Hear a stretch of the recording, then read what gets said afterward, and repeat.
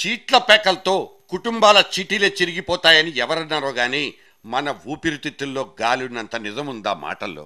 రాట్నాలు వడికేసిన గాంధీ తాత కాలం నాటి కాంగ్రెస్ ఏమో గాని సోనియా సెకండ్ నుంచి రాహుల్ జమానాకు దిశానిర్దేశం చేసుకుంటున్న ఇవాల్టి రాట్నం కాంగ్రెస్లో మాత్రం కుటుంబాలేంటి మొత్తం రాజ్యాలే కుప్పకూలిపోతున్నాయి. పోయిన ఆ బ్రిటిషోడు విభజించి మాత్రమే పాలించాడు. కానీ ఈ నయా సోనియా సెకండ్లో విభజించడంతో పాటు విషాలు కూడా పోసేసి కుటుంబాలనే కాదు ఏకంగా రాష్ట్రాలు రాజ్యాల్లో రావణ కాష్టం రగిలించేస్తున్నారు.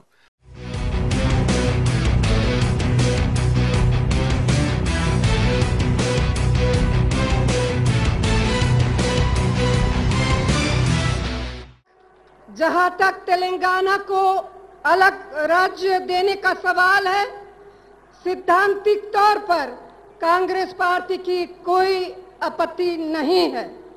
इसके लिए उससे जुड़ी हुई कुछ समस्याएं और चिंताएं हैं जिनका हल सबके साथ बातचीत के जरिए निकल सकता है. నాలుగేళ్లుగా నాంచి ఇదిగో అదిగో అంటూ తెలంగాణ చందమామను చూపించి ఎన్నికల దాకా సాగతీసి వెకిలి నవ్వులు నవ్వుతున్న తీరు చూస్తే జుగుప్సాకరంగా ఉంది. మనుషులు వాళ్లకున్న మనసుల్ని లాగి కింద పడేసి ముక్కలు ముక్కలు చేస్తున్న విన్యాసాలు చూస్తుంటే అసలింత తెగింపులకు ఆవిడ చెంచాలకు ఈ అవకాశాలు ఇచ్చిన ఇక్కడి కాంగ్రెస్ వాళ్లకు మిగతా రాజకీయ దురంధరుల్ని కాలర్లు పట్టుకొని నిలదీయాలనిపిస్తుంది.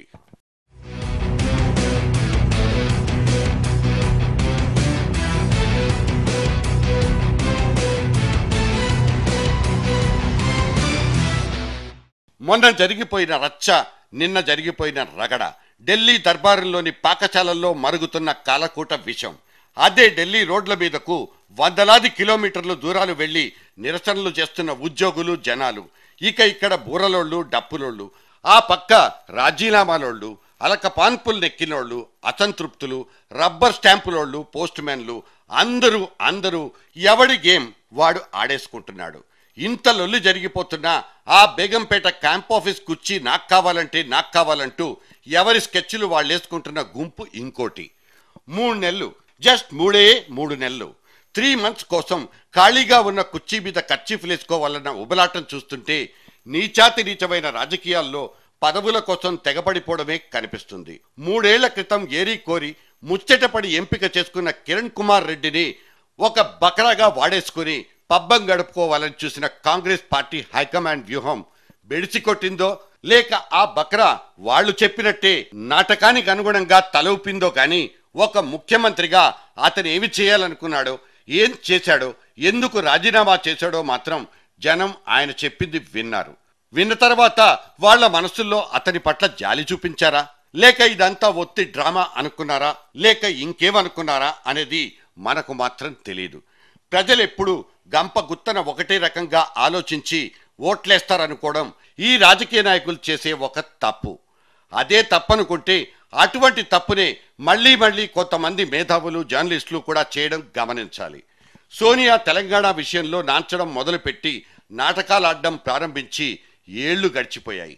తెలంగాణ క్రెడిట్ అంతా తనకే దక్కాలని, తెలంగాణ ఓట్లు తనకే పడాలని తాపత్రయపడిపోయింది ఆ మేడం.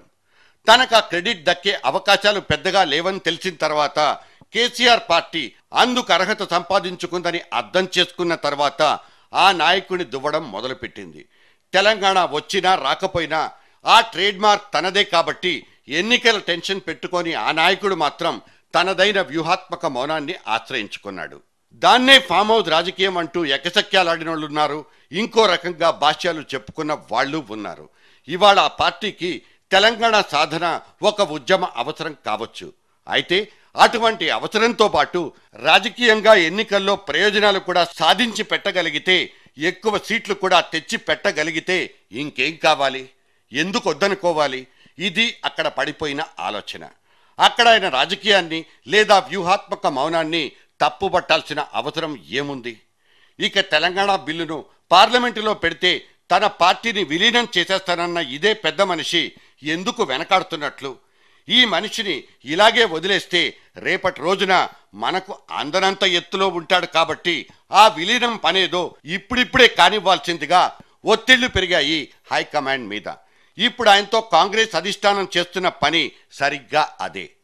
తెలంగాణలో తిరుగులేని ఛాంపియన్గా అవతరిద్దామనుకున్న కాంగ్రెస్కు అక్కడిప్పుడు కనిపిస్తున్న వాస్తవ దృశ్యం వేరే విధంగా ఉంది. ఇక గత్యంతరం లేని పరిస్థితిలో పడ్డ కాంగ్రెస్కు మరోవైపు బీజేపీ నుంచి కూడా ఆశించిన క్లీన్ సపోర్ట్ దొరకలేదు.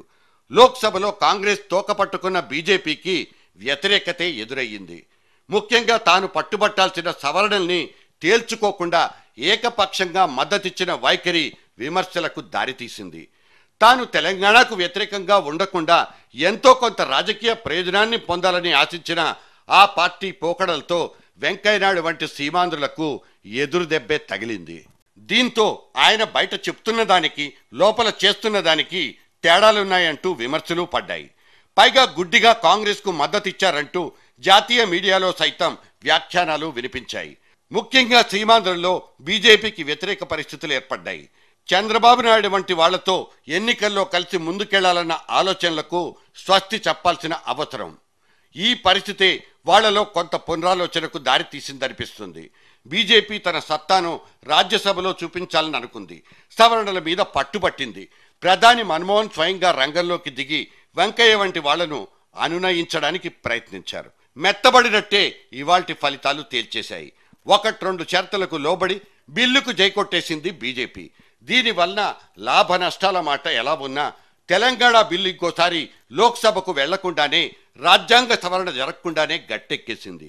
అంటే తెలుగుదేశం చెవిలో బీజేపీ తన కమలం పువ్వు పెట్టేసిందని ఎందుకు అనుకోకూడదంటూ వ్యంగ్యాస్త్రాలు ఇక్కడే పడిపోతాయి. మొత్తం మీద అందరూ అందరి రాజకీయ ప్రయోజనాలను ఆశించి ఒక ఆటాడేసుకున్నారు. ఈ పార్లమెంటు సమావేశాలే దీనికొక రుజువు. ఇది ఫార్సా లేక ఫార్మాలిటీనా? ఇదంతా చీట్ల పేక లేక చీదరింపుల పర్వమా? పార్టీల ఎత్తుగడలా లేక మోసాలా? ఇంతకీ గెలిచిందెవరు, ఓడిందెవరు? గెలిచింది మళ్ళీ రాజకీయమే, ఓడింది కూడా మళ్ళీ జనమే.